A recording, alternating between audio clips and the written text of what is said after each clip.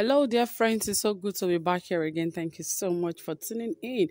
I really appreciate you. Thank you for your love and your support right here. This is Saffron Media, and we are here to give you the most trending, exciting, reliable, and authentic happenings in Nigeria, especially in the area of politics and many more. Ensure you stay tuned, relax, and enjoy and get the best from Saffron Media.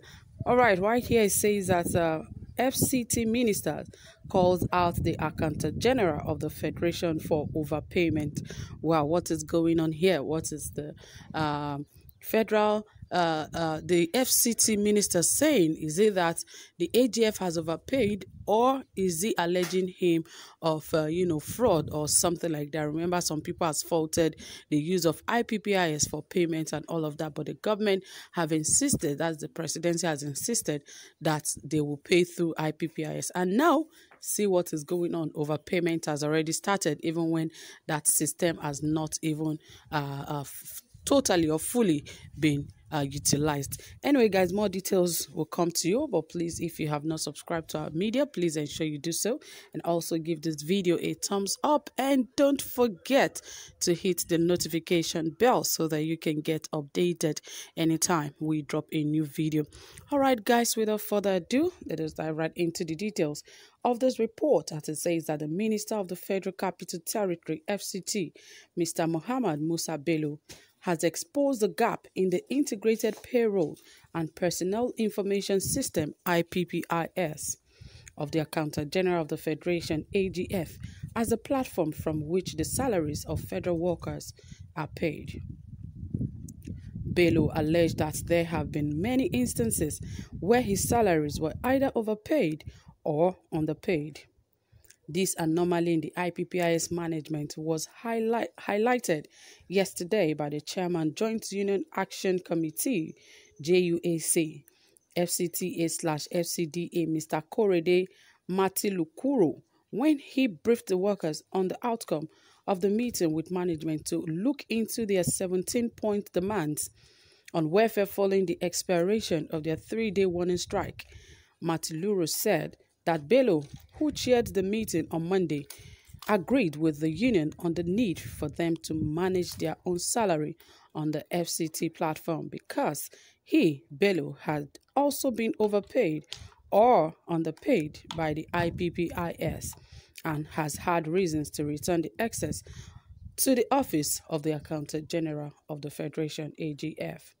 He said, on our call to be removed from the IPPIS, the minister also acknowledged that he is sometimes overpaid.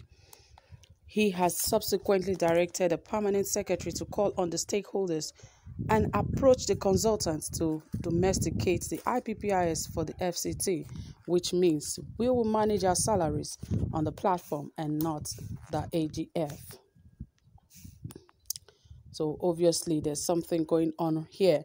He also noted that the minister has assured the union of his commitment to set up the necessary structure that would entrench the implementation of the FCT Civil Service Commission, while promising to appoint administrative secretaries and commissioners between now and when the budget is approved.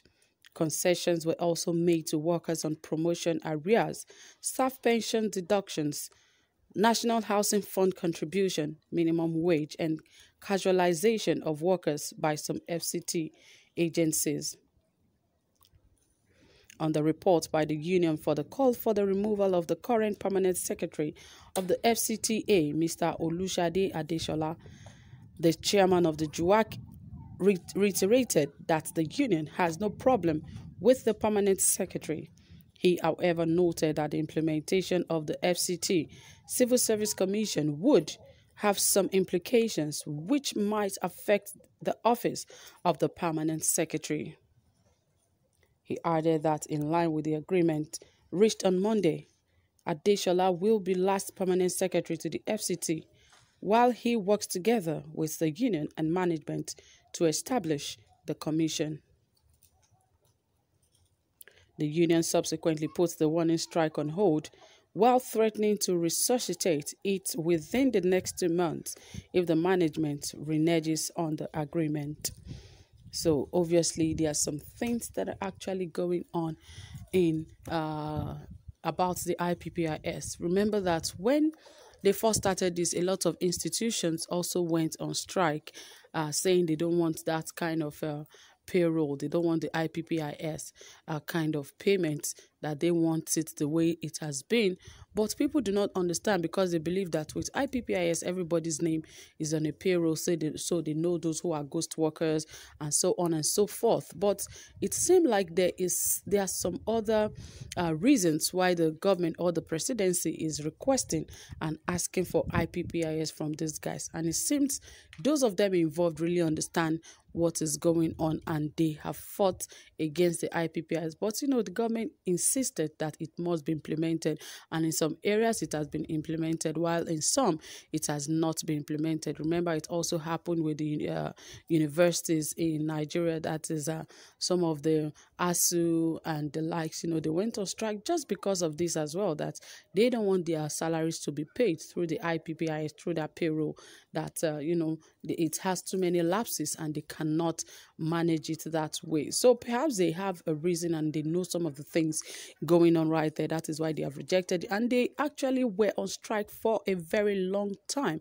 because of that same IPPIS payment stuff. But really, I don't understand what is going on, because even now they said the Accountant General of the Federation has actually paid the federal minister twice. He has overpaid him and also underpaid him. So that means the IPPIS payroll, or the way of paying that, is actually faulty.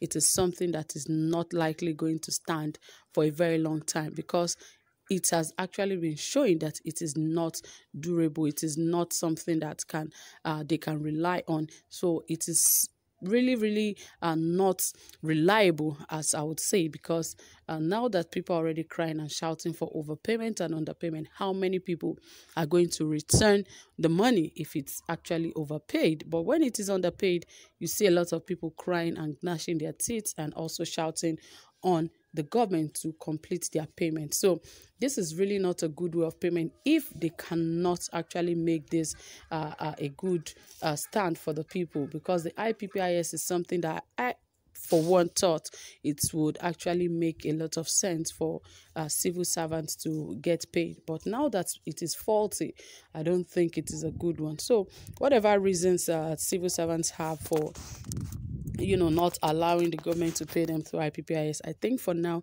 it is justifiable, because it has actually proven that they are right. Because now that the federal minister is saying, the FCT minister is saying that he has been underpaid and overpaid twice. Wow, that is, we don't know the number of people that have actually suffered such. So really, I hope the Accountant General is aware of all of this, and the Attorney General of the Federation is actually aware of this, and he should actually make corrections to all of this. So, my dear people, that is it. Thank you for listening. What do you have to say about this? Please drop your comments and also give this video a thumbs up. Do have a pleasant time.